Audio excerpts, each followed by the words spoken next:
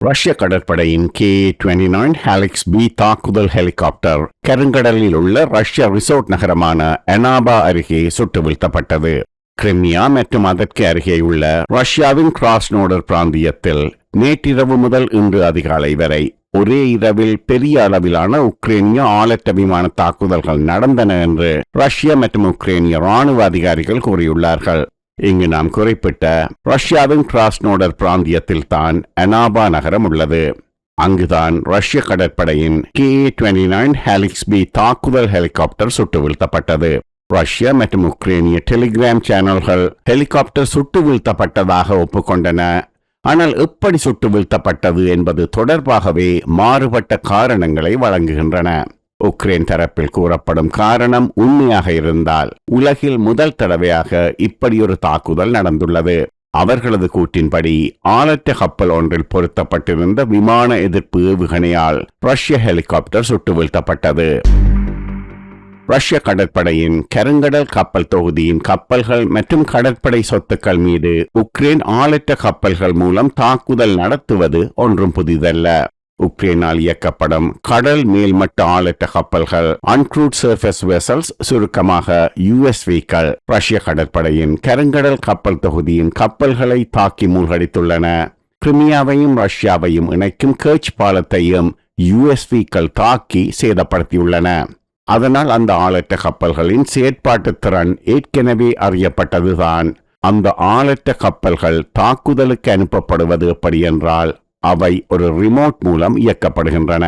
அதை இயக்கும் நபர் உக்ரைனிலிருந்து கப்பலில் உள்ள கேமரா மூலம் தாக்கப்பட வேண்டிய கடல் இலக்கை பார்த்து அதை நோக்கி ஆளற்ற கப்பலை செலுத்துவார்.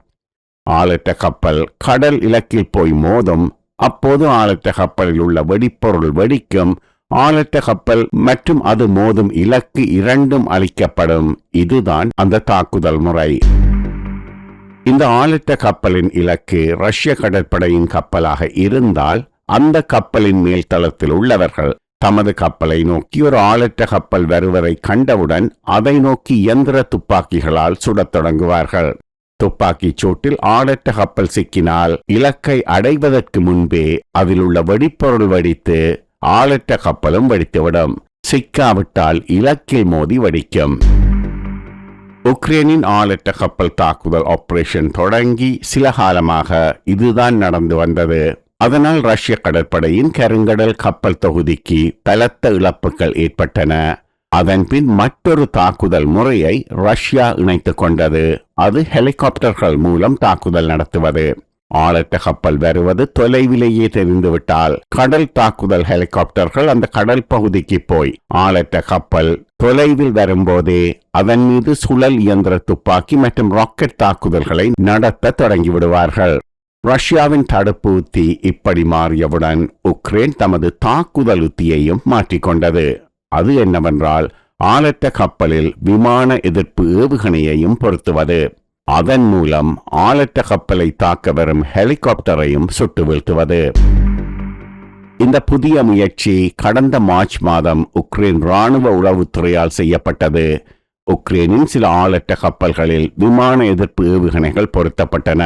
அது பற்றிய தகவல்கள் வெளியிடப்பட்டன, காணொளிகள் வெளியாகின.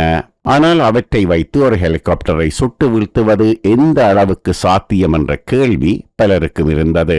காரணம், எங்கோ தொலைவில் உக்ரைனில் உள்ள ஒரு நபரால் அந்த ஆளற்ற கப்பல் இயக்கப்படுகிறது. அவர் அங்கிருந்து கொண்டு ரிமோட் மூலம் ஆளற்ற கப்பலையும் இயக்கி அந்த ஆளற்ற கப்பலில் உள்ள விமான எதிர்ப்பு ஏவுகணையை இயக்கி ஒரு ஹெலிகாப்டரை சுட்டு வீழ்த்த முடியுமா? ஒருவேளை அப்படி செய்ய முடிந்தால் அது நவீன கால போரில் ஒரு திருப்பு முனைதான். ஆனால் அது சாத்தியமா என்ற கேள்வி இருந்தது. இப்போது உக்ரைன் தரப்பு கூறும் தகவலின்படி ரஷ்ய கடற்படையின் Ka-29 ஹாலிக்ஸ் பி தாக்குதல் ஹெலிகாப்டர் கருங்கடலில் உள்ள ரஷ்ய ரிசோர்ட் நகரமான அனாபா அருகே சுட்டு வீழ்த்தப்பட்டது. அப்படித்தான். இது உண்மையாக இருந்தால் உலகில் முதல் தடவை இப்படி ஒரு தாக்குதல் நடந்துள்ளது. இது கடல் தாக்குதலில் ஒரு சரித்திரம். ரஷ்ய கடற்படையால் இயக்கப்படும் Ka-29 ஹாலிக்ஸ் பி தாக்குதல் ஹெலிகாப்டர் பல்வேறு துப்பாக்கி முனைகள், ராக்கெட் பேட்கள், வெளிப்புற பீரங்கிக்கான ஏற்பாடுகள் மற்றும் மூக்கில் ஒரு ரோட்டரி இயந்திர துப்பாக்கி ஆகியவற்றை அதன் உடல் பகுதியில் கொண்ட ஒரு ஹெலிகாப்டர். இந்த ரக ஹெலிகாப்டர்களில் ஒரு முக்கிய அம்சம், இவை கடல் இலக்குகளை மட்டும் தாக்கக்கூடியவை அல்ல, மேலதிகமாக ஆளற்ற விமானங்களை தாக்குவதற்கு ஹெலிகாப்டரின் கதவை திறந்து பக்கவாட்டில் தாக்கும் விதத்தில் இயந்திர துப்பாக்கிகளும் உள்ளன. ஹெலிகாப்டர் இயக்கப்படும் போது அதில் குறைந்தபட்சம் 3 பேர் இருப்பார்கள். காக்பிட்டில் 2 விமானிகள், அவர்களுக்கு பின்னால் உள்ள கேபினில் ஆயுதங்களை இயக்கும் நபர் சோனார் ஆபரேட்டர் இருப்பார். கடல் தாக்குதல்களுக்கு பயன்படுத்தப்படும் இந்த ஹெலிகாப்டரின் மற்றொரு சிறப்பம்சம், இதன் பக்கவாட்டில் 2 மிதவைகள் உள்ளன. அதனால் கடல் தாக்குதல்களின் போது அவசரகால தரையிறக்கம் செய்யப்பட வேண்டுமென்றால் இந்த ரக ஹெலிகாப்டரை பாதுகாப்பாக கடலில் இறக்கவும் முடியும்.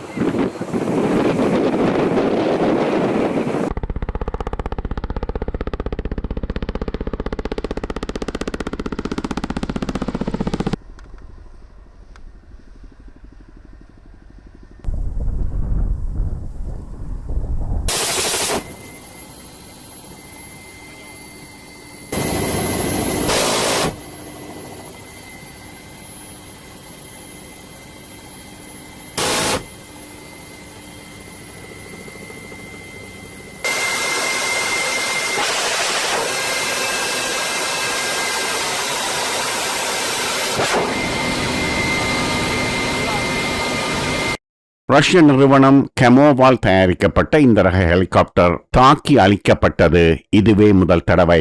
ஒரு உக்ரேனிய telegram channel Ka-29 helix B ஒரு உக்ரேனிய ஆளற்ற கப்பலில் பொருத்தப்பட்ட அகச்சிவப்பு வழிகாட்டப்பட்ட R-73 விமான எதிர்ப்பு ஏவுகணையால் சுட்டு வீழ்த்தப்பட்டது என குறிப்பிடுகிறது. R-73 என்பது 1980களில் தயாரிக்கப்பட்ட ஒரு சோவியத் தயாரிப்பு ஏவுகணை. ஆனால் இதன் அசல் வடிவம் வானிலிருந்து வானுக்கு ஏவப்படக்கூடிய குறுகிய தூர வீச்சுள்ள ஏவுகணை, அதாவது விமானங்களிலிருந்து விமானங்களை தாக்க ஏவப்படும் ஏவுகணை இது. இந்த ரக ஏவுகணைகள் இப்போதும் பாவனையில் உள்ளன. ரஷ்ய உக்ரேனிய விமானப்படைகளின் மிக் மற்றும் சுகோய் விமானங்களில் இந்த ஏவுகணைகள் பயன்படுத்தப்படுகின்றன. ரஷ்யா மற்றும் உக்ரைனுக்கு வெளியே சீனாவின் J-10 விமானங்களிலும் இந்திய விமானப்படையின் தேஜஸ் மற்றும் மிராஜ் 2000 விமானங்களிலும் இந்த ரக ஏவுகணை இப்போது பயன்படுத்தப்படுகிறது. விமானங்களிலிருந்து விமானங்களை தாக்க ஏவப்படும் இந்த ஏவுகணையை ஆளற்ற கப்பல்களிலிருந்து ஏவும் விதத்தில் உக்ரேனியர்கள் மாற்றியமைத்துள்ளார்கள். கடல் மேல்மட்ட ஆளற்ற கப்பல்களை Ka-29 ஹெலிக்ஸ் பி ஹெலிகாப்டரிலிருந்து தாக்க வேண்டுமென்றால் ஆளற்ற கப்பலுக்கும் ஹெலிகாப்டருக்கும் இடையே உள்ள தூரம் 3 கிலோமீட்டர் அல்லது அதைவிட குறைவாக இருக்க வேண்டும். காரணம், Ka-29 ஹெலிக்ஸ் பி ஹெலிகாப்டரின் துப்பாக்கிகளின் தாக்குதல் வீச்சு 3 கிலோமீட்டர் தான். அதே நேரத்தில் R-73 விமான எதிர்ப்பு ஏவுகணையின் தாக்குதல் வீச்சு 30 கிலோமீட்டர். அப்படி பார்க்கும்போது இந்த தாக்குதல் கொள்கை அளவில் சாத்தியமே. சரி, ரஷ்ய ஊடகங்கள் ரஷ்ய கடற்படையின் இந்த ஹெலிகாப்டர் எப்படி சுட்டு வீழ்த்தப்பட்டது என கூறுகிறார்கள். ரஷ்ய பாதுகாப்பு அமைச்சிடம் செல்வாக்குள்ள ஒரு ரஷ்ய ஊடகம் 13th சேனல் உக்ரேனிய கடல் மேற்பரப்பு ஆளற்ற கப்பல்களை தேட அனுப்பப்பட்ட Ka-29 ஹெலிக்ஸ் பி ஹெலிகாப்டர் ரஷ்ய நட்பு ரீதியான தாக்குதலில் சுட்டு வீழ்த்தப்பட்டதாக கூறுகிறது. அவர்கள் மேலும் தெரிவித்த போது, அனாபாவில் எமது சொந்த வான் பாதுகாப்பு சாதனம் எமது சொந்த ஹெலிகாப்டரை சுட்டு வீழ்த்தியது. கருங்கடலில் உக்ரேனிய ஆளற்ற கப்பல்களை தாக்க முயற்சித்த போது அனாபாவில் இருந்த பென்சிர் எஸ் வான் பாதுகாப்பு சாதனம் தவறுதலாக ஹெலிகாப்டரை சுட்டு வீழ்த்தியது என்று 13th சேனல் தெரிவித்துள்ளது. மற்றொரு ரஷ்ய டெலிகிராம் சேனல் ஹெலிகாப்டர் சுட்டு வீழ்த்தப்பட்டது பற்றி யாரையும் நான் குற்றம் சுமத்த விரும்பவில்லை, ஆனால் எமது வான் பாதுகாப்பு அமைப்புகள் மேம்படுத்தப்பட வேண்டும் என குறிப்பிட்டுள்ளது. வேறு ரஷ்ய டெலிகிராம் சேனல்களும் ஹெலிகாப்டர் கீழே வீழ்ந்ததாக தெரிவித்தன, ஆனால் காரணத்தை கூறவில்லை. உக்ரேனிய ராணுவ உளவுத்துறையின் தலைவர் ஜெனரல் கைரிலோ புடனோவ் கருத்து தெரிவிக்க மறுத்துவிட்டார். இருப்பினும் உக்ரேனிய ஆளற்ற கப்பல்களில் பொருத்தப்பட்ட விமான எதிர்ப்பு ஏவுகணைகளின் சோதனை முயற்சிகள் இப்போது நடக்கின்றன என்று கூறிய அவர், அந்த சோதனைகள் இப்போது கருங்கடலில் நடக்கின்றன என்றும் குறிப்பிட்டார். ஒருவேளை அந்த சோதனையின் போதே ரஷ்ய ஹெலிகாப்டர் சுட்டு வீழ்த்தப்பட்டிருக்கலாம். அப்படி நடந்திருந்தால் ரஷ்ய கடற்படையின் கருங்கடல் கப்பல் தொகுதி கருங்கடலில் முன்னோடியற்ற மற்றொரு பெரிய அச்சுறுத்தலை எதிர்கொள்ளப் போகிறது.